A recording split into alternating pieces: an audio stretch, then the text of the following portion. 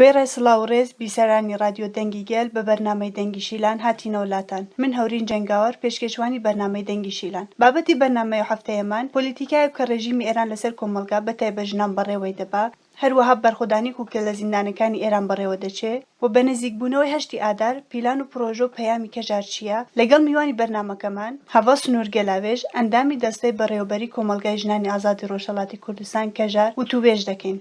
هەوا سنوور بەخێراتن بۆ بەرنامەکەمان. زۆر سپاس دەکەم هەربژی. هەوا سەرەتا با لەو پرسەوە دەست پێ بکەین. لە ڕۆژهەڵاتی کوردستان و ئێران زەخت و گوشارێک کە لەسەر کۆمەلگا بەتایبەت ژنان بەڕێوە دەچێت هەر دەچێت دژوارتر دەبێت. بۆ نمونە کوشتن، گرتن، سێدارە ڕۆژانە زۆرتر و زۆرتر دەبن. ئایا هۆکاری ئەو هەموو فشارە چییە؟ لە سەرەتادا دەمەوێت لە کەسایەتی بەرخۆدانی کە ئایستە لە سەدی تەشیندا بەڕێوە دەچێت، هەروەها هەواڵانێک کە لە چەپەری شەردان و بە تایبەتی هەرسێ هەواڵێک کە هەرێ دوایی بە نامەردانە کەوتنە کەمینی میت، دەمەوێت لە کەسایەتی ئەو هەواڵانەدا بە تەواوی خۆراگری ژنان، خۆراگری گەلەکەمان، خۆراگری ئەو کۆمەلگایە کە بۆ ئازادی تێدەکۆشێ پیرۆز دەکەم، سلااو دەکەم. بە نرخاندنی ئەم بابەتە دەمانەوێ بەڕاستی هۆکاری ئەساسی ئەوەی کە ئێران بە تایبەت لەم دوایانەدا هەم ئاستی زەخت و گوشار هەم ئیشکەنجە لەسەر ژنان لە کۆمەلگادا زیاتری کردووە. ماوەیەکی زۆر کورت نییە، ئەتوانین بڵێن 45-50 ساڵە کە ڕێبەر ئاپۆ لە کەسایەتی ژندا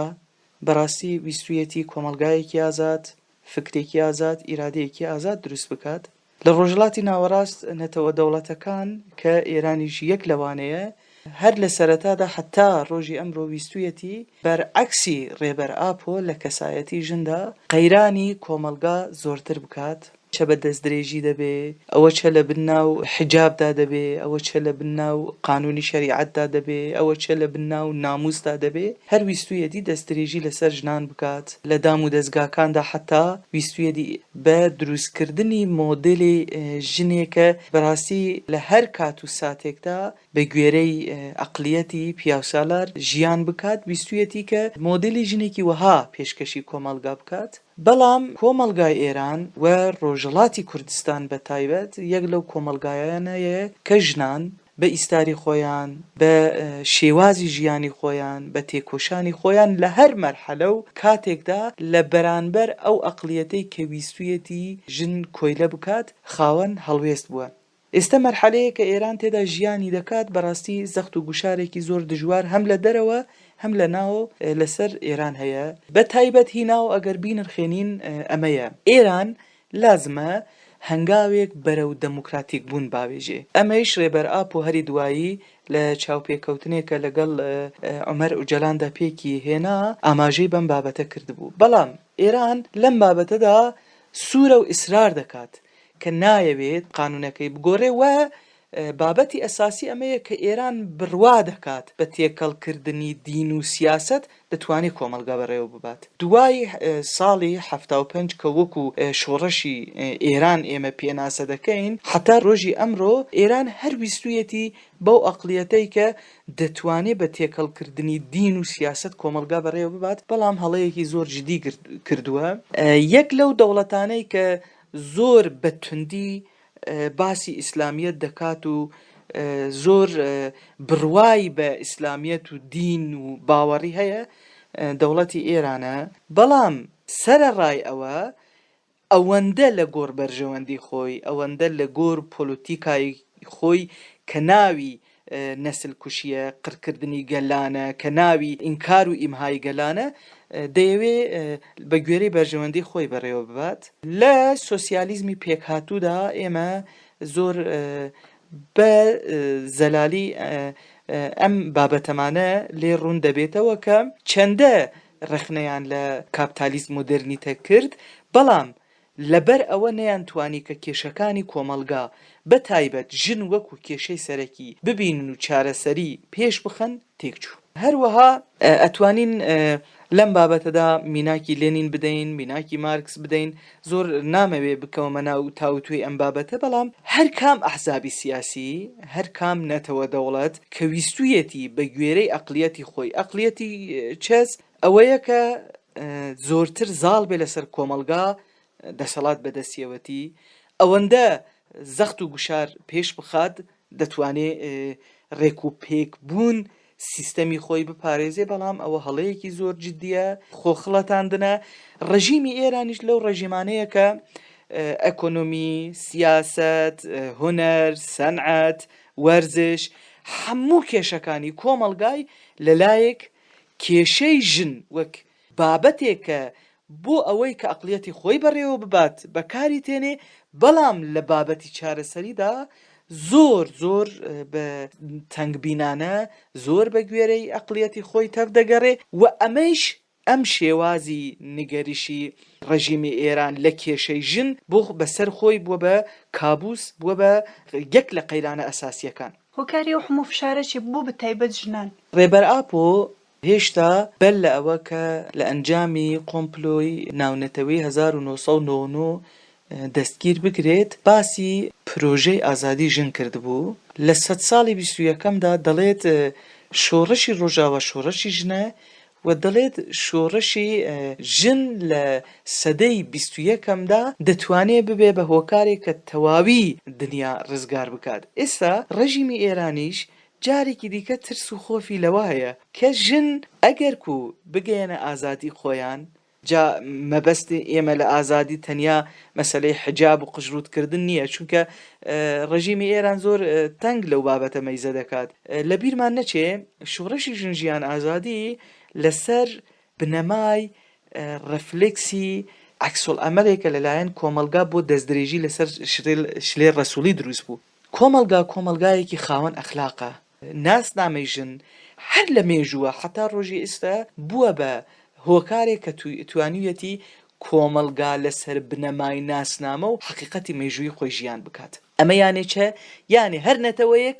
دەتوانێت بە گوێرەی ناسنامە و حقیقەتی مێژووی خۆی ژیان بکات. ترسی ڕژیمیش لەمەیە، نایەوێت لەسەر حکم داکەوێ، نایەوێت کە بەڕاستی دەست لە ئەو سیاست و پۆلیتیکایانە بەردا بۆ چونکە لە بین دەچێت قبولکردنی هەبوونی ژن بۆ ڕژیمی ئێران بە دوای هاتنی سیستەمی کە ناوی قانونی شەریعەتە، کە ناوی وەلایەتی فەقیە، کە ناوی ئیسلام پارێزیە، کە ناوی تەوکراتیکە و دڵخۆیە و حتا ئێستەیش ویستویەسی کە لەسەر ئەو بنەمایانە تەواوی سیاسەتی خۆی بەڕێوە ببات. ژنانی ئازادی خوازیش لەم پەیامەی ڕێبەر ئاپ و زۆر باش بە جوانی تێگەیشتن. لەبەرەوە چەندە زەخت و گوشار زێدەتر دەبێ ئەوەندە تێکۆشان زۆرتر دەبێ، چەندە زەخت و گوشار زێدەتر دەبێ ئەوەندە هەستی ئازاد ژیانکردن لە ژناندا پێش دەکەوێ. ڕژیم لەمە دەترسێ. شۆڕشی ژنجیان ئازادی نمونەیەکی زۆر زندی و زۆر نزیکەکە. بەڕاستی شۆڕشی ژنجیان ئازادی توانی کە تەواوی ئەو سیاسەتی ئاسمیلاسیۆن، ڕەشبینی، داسەپاندن، سڵتەگەری ڕژیم سەروبن بکات. ترسی ئەساسی ڕژیمی ئێران ئەوەیە، نایەوێ گۆڕانکاری دروست بکات. ئەگەر گۆڕانکاری دروست بکات لازمە بەڵێنی زۆر بدات بە ژنان و ئەو بەڵێنەیش چییە؟ لە سەرەتادا ژن وەکو نەتەوەیە کە بتوانێت خاوەن ناسنامە بێت ژیان بکات. زۆر شتەیە لازمە دەستی لێبەردات. خۆ ئازادی و دەموکراتیک بوون هەروە نابێ. چۆنە بێ کە کۆلایەتی و ئازادی لە ناو یەکا دەژین؟ ناشین. دەسەڵاتداری و ئازادی لە ناو یەکا دەژین؟ ناشین. داسەپاندن و زەخت و شکەنجە لە ناو یەکا دەژین؟ ناژین. و ئەمە وەکو پۆلیتیکایەکی تایبەت بۆ ئەوەی کە مەشروعی بکات جا ئەم جارە چاکات، بۆ ئەوەی کە بڵێ وەڵا ئەو پۆلیتیکایی کە من بەکاری دێنم زۆر مەشروعە، زۆر ڕەوایە، هەر کەس پێویستە پەیگیری لێ بکات، جا ئەم جارە چاکات.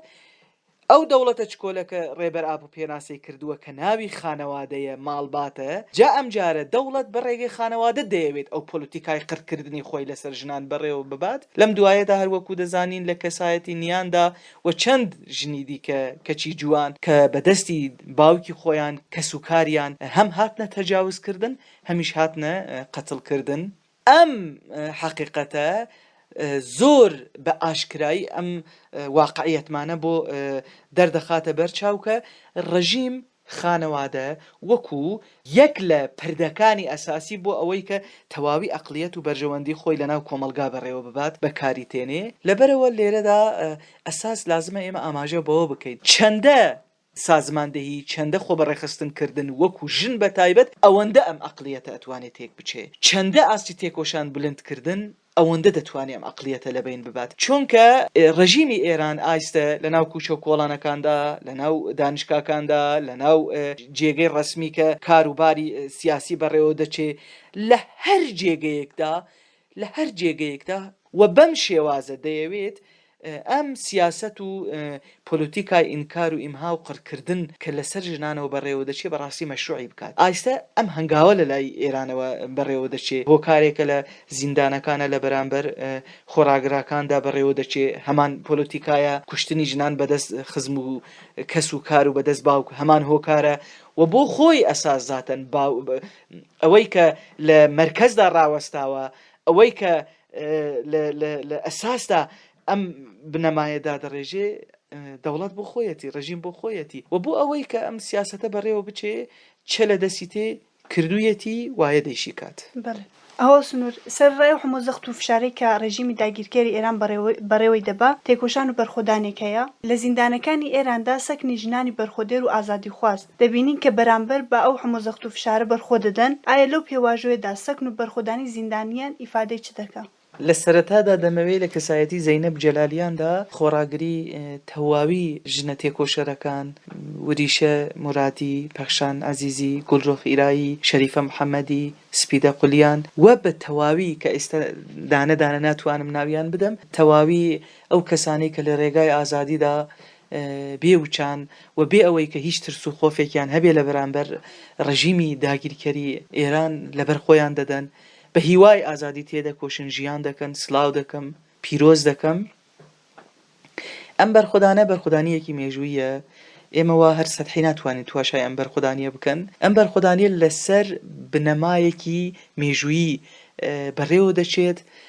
لەسەر گرێدانێکی ڕاستەقین بە حەقیقەت و ئازادی بەڕێوە دەچێت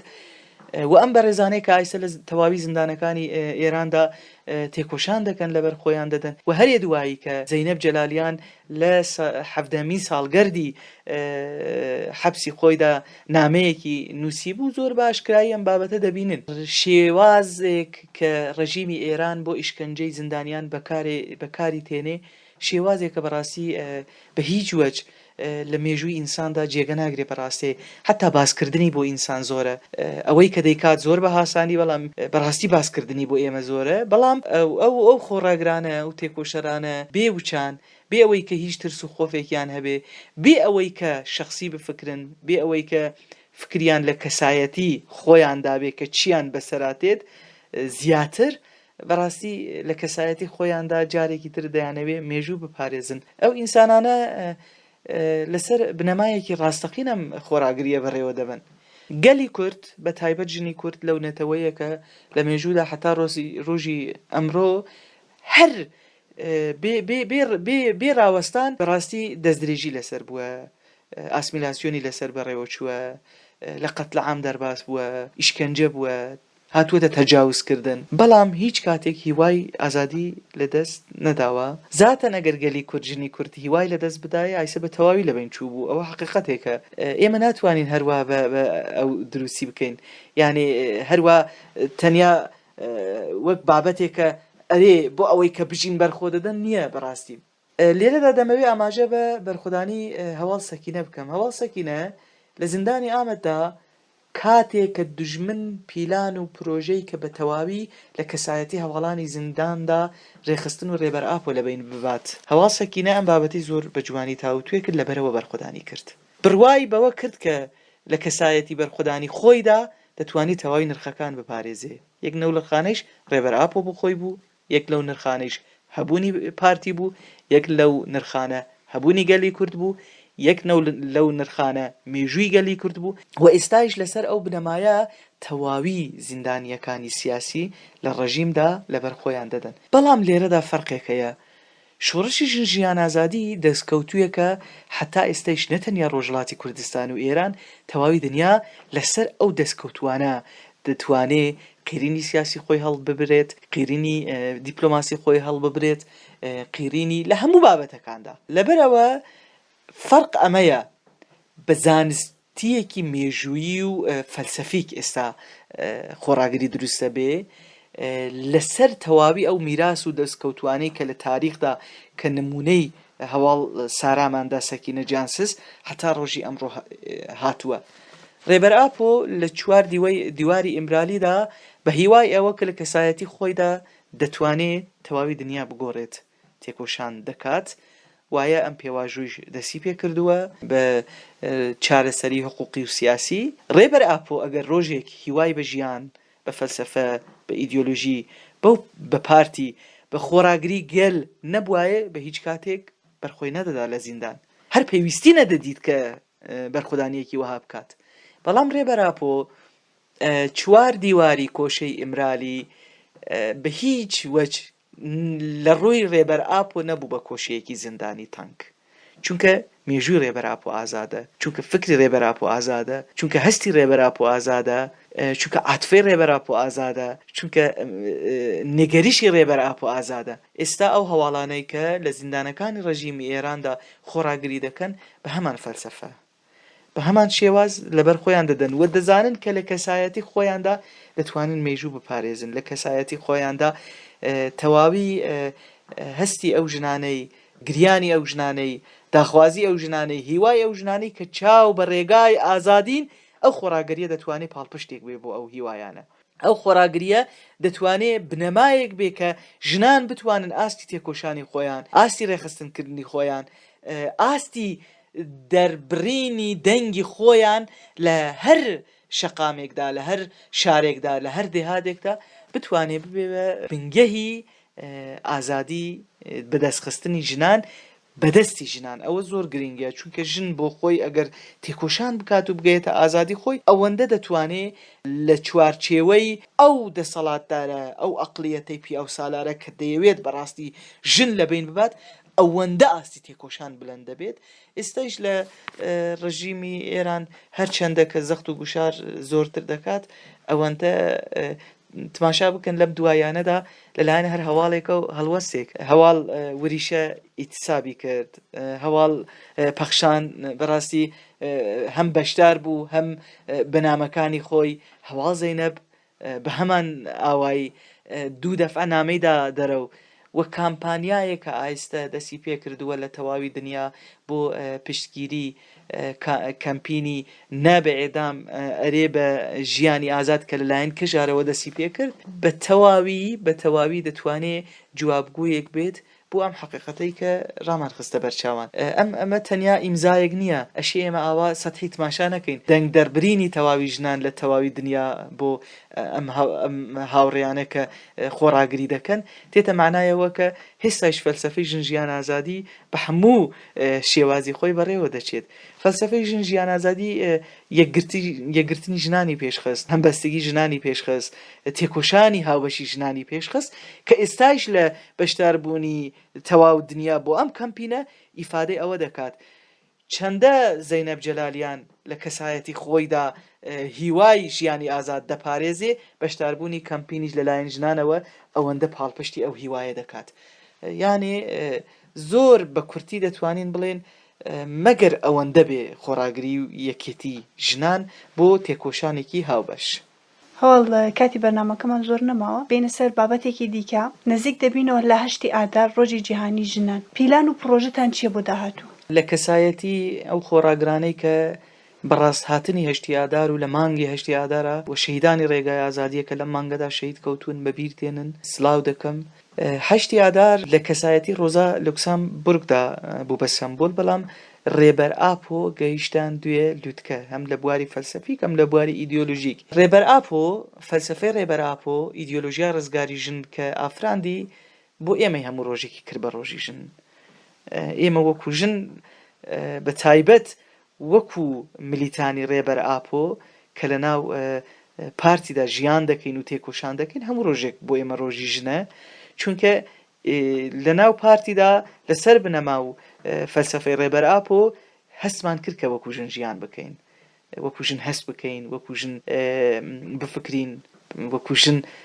ببین بە خاوەن ئیرادە، وەکو ژن تێکۆشان بکەین، وەکو ژن پێشاهەنگی بکەین بۆ سیستەمێکە لە بەرامبەر سیستەمی کاپیتالیسم مۆدرنیتێک کە ڕێبەرەوە وەکوێ لێویاتانێک پێناسە دەکات هەرشدا دەقورتێنێ ئێمە ئایسا ئەو ژنەین کە بە خێر فەلسەفە و ڕامانی ڕێبەر ئاپۆ لە بەرامبەر سیستەمێک وەها مەیدان دەخوێنین شەڕ دەکەین تێکۆشان دەکەین لەبەرەوە بۆ ئێمە ژنان هەموو ڕۆژێک ڕۆژی ژنە بەڕاستی چونکە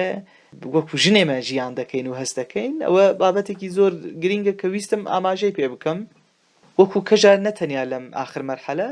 ئەو ماوەی ساڵێکە لەسەر بنەمای کەمپینی نەبێدام هەروەها لەگەڵ گەلێک ڕێخستنی و